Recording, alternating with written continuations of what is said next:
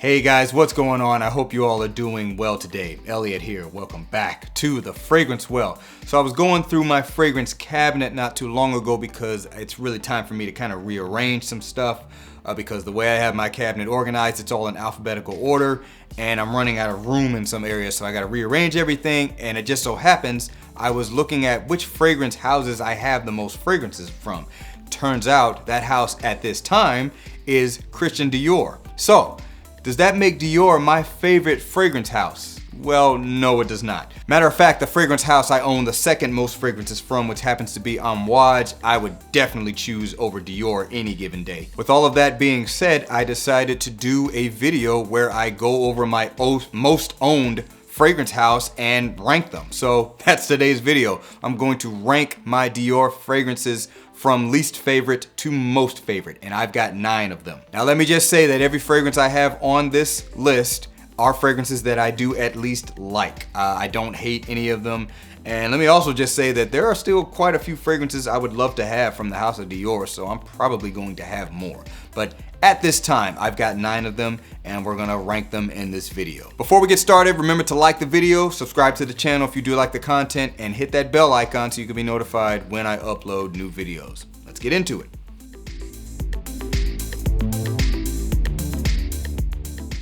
All right, guys, so as I said, I've got 9 Dior fragrances, and we're gonna start at the least favorite. That's gonna be Sauvage Eau de Parfum.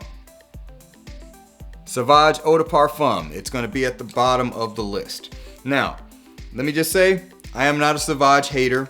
When I kind of first got this fragrance, I was definitely loving every minute of it. It has certainly fallen out of favor at this point. Let's just be real. There is far more interesting stuff out there than the new school Sauvage DNA. This one makes heavy use of ambroxan, has a very peppery vibe, very clean lavender vibe, very much a shower, fresh out of the shower kind of fragrance. Huge compliment puller, great performing fragrance, great sillage for the fragrance, great projection, but the scent by itself is just not that interesting to me compared to what else you can get from the house of Dior. And let me just say, I am pretty much ranking these fragrances on the scent alone. I'm not taking into account all that other stuff I just mentioned. I just figured I'd just kind of talk about it. But yeah, at the 9th spot from the house of Dior, this is Sauvage Eau de Parfum. And by the way, as far as I know, all of these fragrances were perfumed by Francois Demachy, with the exception of one. So this is the 9th spot fragrance. Let's move on. All right, guys, in the 8th spot for the Dior fragrances I have, this one's gonna be Dior Homme 2020. Dior Homme 2020, the reimagined reconfiguration of the Dior Homme line, where they removed the iris, and this one's more centered on kind of that modern, clean, woodsy smell with a spicy brightness to it. This one makes heavy use of Isogamma Super, which I imagine is going to be kind of the defining note, if you will, in the newer Dior Homme fragrances, assuming they continue to make flankers based off of this configuration. It's a solid fragrance. It is definitely more interesting to me than the Sauvage DNA, but at the same time, I would not put it up there with the original Dior Homme fragrances that feature the iris or some of the other offerings from the house of Dior, but this is definitely a solid scent. I do enjoy the smell of it, but it's certainly just not my favorite. But great fragrance release. I think it's gonna continue to do well. This is Dior Homme 2020. I ranked this one number 8. All right, so coming in at the 7th spot, Sauvage Elixir. Sauvage Elixir. Now I gotta say, at a time, this one probably would have been much higher on the list, but it's kind of fallen out of favor for me. I don't really know why, but I think it's just because I've experienced many more things since I've gotten this one, and it's just kind of tumbled down the list a little bit. But this one features a lot of spices, very heavy on spices like cinnamon and nutmeg. There's also still the lavender in here. Very much kind of a barbershop style kind of vibe, leaning away, kind of stepping away from the shower jelly vibe of Sauvage and stepping more into kind of that barbershop style. It's still by far my favorite of the Sauvages, the newer Sauvages, but in general, just the fragrance hasn't really kind of kept that high spot for me. It's fallen down a little bit, but I still very much enjoy the scent. So at the 7th spot, Sauvage Elixir. All right, coming in at the 6th spot, this is Dior Homme Sport, the 2021 release. It's the only Dior Homme Sport I have, but yeah, this is the 2021 release. And as you can see, it is ranked higher than Dior Homme 2020. Many might ask, is it worth having both of those? I would say to a degree, not necessarily, because overall they smell very similar, but this one is definitely a lot brighter, a lot fresher. And I think the reason I rank it higher is because it makes good use of aldehydes, and I just love that sharpness that this fragrance has compared to the original 2020. So I've always kind of gave this one an edge over that one, so naturally on this list, it retains that edge. Outside of that, it pretty much smells the same way. It's definitely like a fresher version of Dior Homme 2020. I just enjoy it more. So at the 6th spot, Dior Homme Sport, the 2021 release. All right, so at the 5th spot, we've got the classic from the 80s. This is Fahrenheit, the original Eau de Toilette. Fahrenheit Eau de Toilette. I've talked about this fragrance before on the channel, that this is one that my dad wore when I was younger, and I enjoyed the way it smelled then. I do think this composition is far more interesting than everything that precedes it. This is the only fragrance that was not perfumed by Francois Damasci. Let me see, it was perfumed by Maurice Roger and Jean-Louis Suzak. I think that's how you say his name. But yeah, this one makes heavy use of violet leaf and leathery accords, very petrol kind of smell to it. Has a lot of spiciness in it, some woods. It's a much more complex fragrance than really a lot of stuff you would see released today. A lot of fragrances today are a little bit more simplified, but very old school vibe here, but I think the stuff is just fantastic. I imagine if I had an older bottle of this, it would probably be a little bit higher on the list because it's been reformulated so many times due to who knows how many regulation changes and ingredient availability. The fragrance just does not have the beefiness that it used to have, so that's why I'm going to put it at the 5th spot, because I know I'm not getting everything this fragrance originally had to offer. But nevertheless, I still think it's an amazing composition. It's always one I'm going to have in my collection. So at the 5th spot for the Dior fragrances, this is Fahrenheit Eau de Toilette. All right, so the 4th spot, and back to Francois Damasci creations, we've got Fahrenheit Parfum. Dior Fahrenheit Parfum.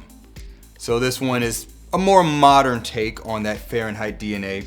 Still has that violet leaf, still has the leather, but it's turned down quite a bit, and the petrol nature of it is not quite so present. This one focuses a lot more on the spices and some boozy accords, as well as sweet vanilla, bourbon vanilla, if you will, in here. So kind of a sweet and boozy nature to this fragrance that just modernizes it, makes it a little bit more wearable, makes it a little bit richer and a little bit more fun. I think this fragrance is absolutely stunning, and I think it is I don't know if I would call it an improvement over the original. It's just a different take, a more modern take, and a beefier take. But the beefiness is coming from something other than the leathery petrol violet leaf combination. But nevertheless, I think it's a great fragrance, and I do think, mainly because of the times, it's just better than the original Fahrenheit. So coming in at the 4th spot, we're gonna go with Fahrenheit Parfum. All right, guys, let's do the top 3. Coming in at the 3rd spot, Dior Homme Original. Dior Homme Original. A little bit of a caveat. This is a post-2020 bottle, because when the new Dior Homme configuration came out, they started calling the Iris version Dior Homme Original, and that's what this is. This is the Iris configuration. I'm sure it doesn't smell exactly the same as the original Dior Homme releases did way back in 2005, but nevertheless, still is the Iris configuration, and boy do I love it. What I particularly like about the original configuration is it makes good use of lavender and sage, giving it this kind of soapy cleanliness that you don't find in the other Dior Homme configurations. And also, I really like how just in the background of this one, it has some leathery accords to match up with that very forward, clean iris that this has. It's also, this one is not as creamy as the other iterations, which makes sense. It's the original Eau de Toilette, but I think this fragrance is great, but it's just not as interesting to me as Intense or Parfum, which will, if you haven't guessed it already, those are gonna be the next two. Let's just see which order I put them in. But in the 3rd spot, this is gonna be Dior Homme Original. All right, so coming in at the 2nd spot, we've got Dior Homme Intense. Dior Homme Intense. So this one keeps that iris, obviously, but definitely thickens it up quite a bit. I would say they also thickened up some of the more woody, chocolatey accords. I think the patchouli in this was beefed up a little bit, giving it that kind of chocolatey vibe. And there's also a lot of dry woods to support it. It's simplified in a way to where there's a little bit less going on and more so focusing on that iris and that patchouli combination along with the dry woods, kind of like cedar. For me in this one, they didn't really make as much use of the leather, so that strong accord is not so much present in this one, but those other elements are. Stunning fragrance. If you like iris, I don't see how you couldn't like this one. Definitely one of the most popular designer fragrances on the market, particularly in the community. Obviously, you can still find this one pretty easily in the States, but you're not gonna necessarily see it at retail counters, but that's understandable. It's a scent DNA that's not gonna necessarily jive with the regular public or the average Joe fragrance wearer, but still a stunning fragrance nonetheless. So at the second spot, Dior Homme Intense. All right, and my top fragrance from the house of Dior, it's gonna be Dior Homme Parfum. Dior Homme Parfum. So, little backstory. I just got this fragrance in. Honestly, didn't think I was gonna get a bottle of it. I kind of had the mindset of, hey, if I get a bottle, great. If I don't, it's okay, I'll move on.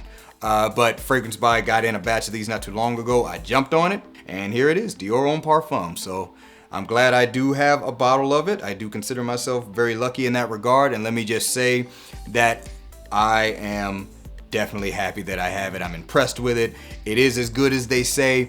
The reason I gave this one the nod over Intense is the main difference for me is this one, it intensifies the iris and all of those other great things about Dior Homme in this version just that much more, but the leather is turned back up in this one. It's a very dark leather. That's my favorite thing about this, and that is why I give this the nod over Intense, because I really like the leather notes and accords in Dior Homme Original, and they didn't really have those that much in Dior Homme Intense, and this one reintroduces it. So that's what gives me the nod. It's just that alone. The scent in and of itself is just as amazing, just as dark, just as rich. Still has that makeup, creamy iris, but it's even darker in this fragrance, and that leather is what sets it over the edge for me. So that's my number one from the house of Dior. This is Dior Homme Parfum.